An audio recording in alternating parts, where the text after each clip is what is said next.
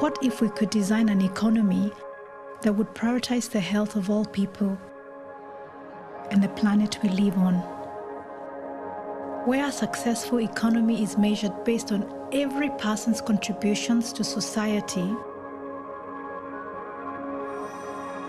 and health is seen not as an additional cost or potential budget cut, but as a necessary investment for our future. A world in which health innovations are shared for the common good so that everyone can access the healthcare they need wherever they live in the world. And where governments have the capacity and resources to drive these changes. This is the vision of the WHO Council on the Economics of Health for All. The Council makes 13 bold recommendations informed by evidence and case studies from around the world. These recommendations should serve as a compass to guide us all towards a world in which people, planet, and the economy are aligned. Because the question is not why should we, but what's holding us back.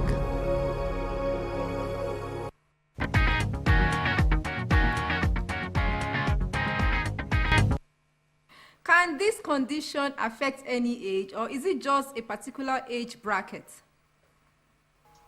And ulcer can affect any age. Yes, ulcer can affect any age.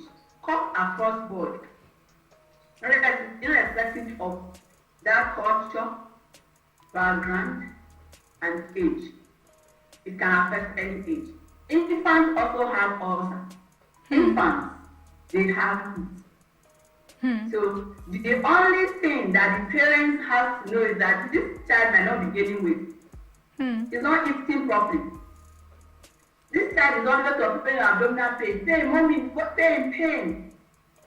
And then some parents might not have that foresight as why is this child always complaining of pain in the tummy, pain in the tummy.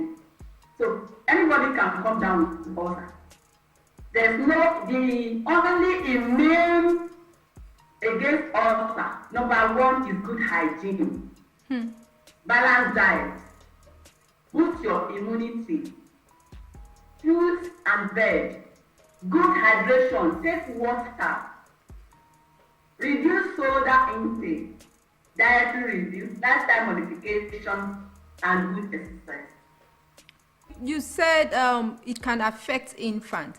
Does this mean it is hereditary? Yeah, ulcer is there's genetic disposition of ulcer. There's genetic risk factor, but it's not so much. It's about 5%. So it's possible that somebody, it runs in some family that they always have ulcer. But even with this, there must be other adjuvant factors, there must be risk factors that will, enlarge the symptoms in the person. One, most likely the individual might not know that this thing is in my gene. And then, how am I going to help myself? The individual lifestyle might ask precipitate it faster. It's not the eating type, it's the junk type, it's the spicy food type. These are what precipitates it. He loves spicy food. And some people take alcohol, some people love coffee. These are risk factors to what is called peptic ulcer. So if it's even running in the family that is genetically predisposed, if the individual is aware and takes precaution, the person might not come down with ulcer. How do you prevent this condition apart from eating well and eating at the right time? Preventive measure for ulcer. The preventive measure is majorly good hygiene, like in case of this H. pylori that I've just explained to you, which is common. It's common because a lot of people, about 50% of people, they eat outside. And we are questioning the hygienic level of these our food handlers. Because the truth of this, water is now expensive. So, and they have to use water. They share spoon in restaurants. And these are supposed not to be, because some people will just get to the restaurant, they get it, and then they share this cutlery. Though they have washed it, they send it to another person. What if the person that has taken it before is an ulcer patient and has this H. pylori?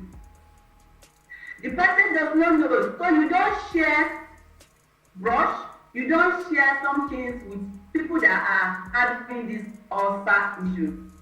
You have to be very, very, intentional when you want to prevent some things. You have to also know that this thing is, number one, a meal build. You must build your immunity. So you eat at the right time, eat good food, know what to eat, don't just eat anyhow. Reduce spicy food, because spicy food can cause, when we talk about acid medium of the stomach, when you eat too spicy food, you are predisposed to this ulcer too. Healthy spicy is not the best. Stop alcohol if possible, stop caffeine if possible. Drink more water. More water. Take fruit and veg. And you take fruit and veg, wash them very well before you eat them. Wash them. If you are eating your own homemade food, you will wash your vegetable very well. Twice to make sure that everything is okay. But what you are eating outside is a bulk, production, and then they can just wash it once, and that's all. And it's not thorough enough. And that is part of what we have to do. Okay. And also, an individual should be aware that ulcer can affect anybody. Your lifestyle can also be a predisposing factor to it. So take care of yourself. Self-care is not selfish. Okay, Dr. Olatemiju, tell us, if left untreated, could there be complications? If ulcer in any part of the body is not treated, it can be complicated. Now, if leg ulcer is not treated and is there, it will keep expanding, superimpose infection. Eventually, this can lead to amputation of the leg. Venous ulcer can lead to the deadness of that area of the body. And it can lead to this pressure ulcer, can lead to overwhelming infection, because there's breakdown of immune system and there's availability of spot area where this microbacteria can penetrate and infect the whole body. We have overwhelming septicemia in the body from head to toe. And if it's septic ulcer, if not treated, it can lead to perforated ulcer, which will require both surgical intervention and dietary review. So in that case, when you are not treating the ulcer, the complications are there enormously, and it's better prevented than treated, because the person will not like it. Are there any food people with ulcer can, eat? Because oftentimes we hear people say, I have ulcer, I cannot take beans, I cannot take a particular meal. Are there specific food or diet persons living with ulcer can be placed on or eat? Ulcer people beans particularly is not anti-ulcer. I explain now, this is what happened. I just explained to you that H. pylori is a bacterium, and it finds a way to encapsulate, to protect himself against the acidic medium of the stomach. Now, what this organism do is that he will convert urate in the stomach to urea and carbon dioxide, and just protect himself in that region, and that's how it got penetrated into the mucosa. Beans also have ammonia, but the beans that have this gas is not the one that can help. It doesn't aid this organism, but the medium, the alkaline medium produced by beans and gaseous effluent from these beans does not enhance this organism, but Excessive gas can cause more discomfort to somebody that has ulcer. So it's not as if it's anti-ulcer food, no. If somebody wants to eat beans, pick the beans.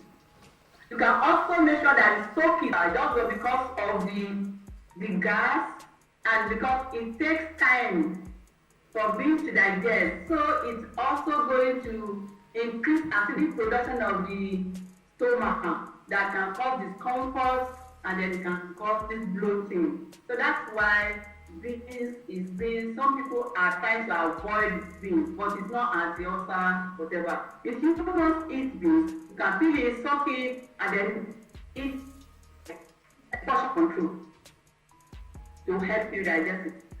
Other food that you can take is some fruits, they are good. Avocado is good. For us, that is good, is a good fast. Take it, wash it very well, and take it. You can take, even if you have ulcer, you can take this yogurt that has a living culture. It's not the processed one, it's the yogurt that has the living culture. Then you can also take less spicy foods and foods, reduce junks. Then if you are the one that takes smoking, stop caffeine, stop alcohol, take more water for easy digestion and for the dilution of this acid. Take more water. It helps in healing. It also helps in good hydration of the whole system. So it's good. Veg and food is good. Homemade food is advisable. Less spicy food is also another good dietary review that you can see. All right. Basically, there's no food that is partly anti-ulcer. It's just you have to know what portion to take and when to take it. And lest I forget, you should also try to avoid painkillers. People take painkillers a whole lot. Some people come back from work, they get tired, they take painkillers. Like they have access to it. It can also lead to this ulcer. So you avoid it. Rather than this painkiller, why don't you try to get adequate rest? And when you rest very well, it's a good stress management. You will be calm and you'll be cool. If not properly treated, it can come back. Ulcer can be reinfected. So the infection is there. So that's why anybody that has ulcer cannot treat him or herself. The fact that they have access to pharmacy in Nigeria or to have access to drugs does not give them that there's no leverage on that to go and be buying drugs and go to the pharmacy, oh, I have ulcer, and they will give you ulcer kits. No, forget about that. See your doctor. They will evaluate you very well and they will give you the right dose of drug. It can linger from weeks to months when it comes to peptic ulcer. So you need your physician all through the way. All right, Dr. Olatemiju, your final words. Do you have your parting shots or remarks for members of the public? Thank you so much. My parting word for everyone hearing me is ulcer can be treated, ulcer can be reinfected, ulcer can be complicated.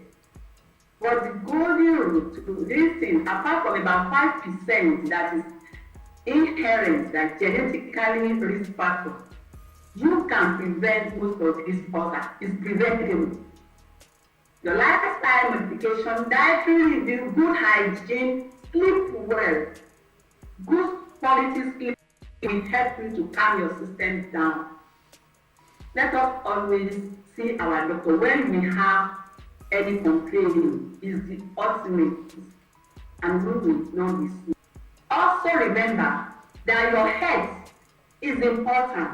Your health is your wealth. Take care of your health so I can take you on that.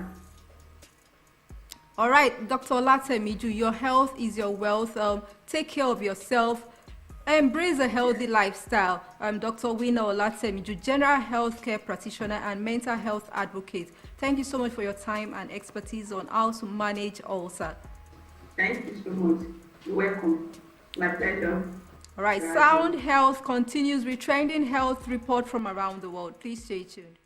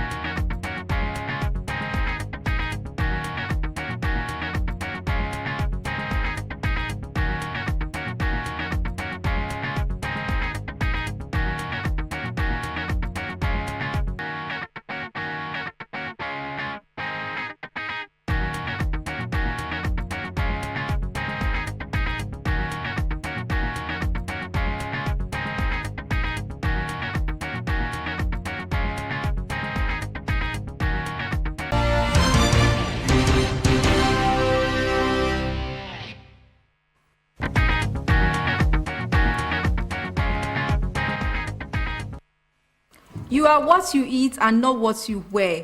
Eat balanced diet and boost your immunity. Avoid self-medication. Reach out to the nearest healthcare practitioner if you feel unwell. This is where we say thank you on today's episode of Sound Health. For comments and inquiries, or you have topics you'd like us to treat, please send SMS to 0035826603 or follow us on social media at Lagos Television #SoundHealth. A sound health is a sound mind. Make healthy living your choice.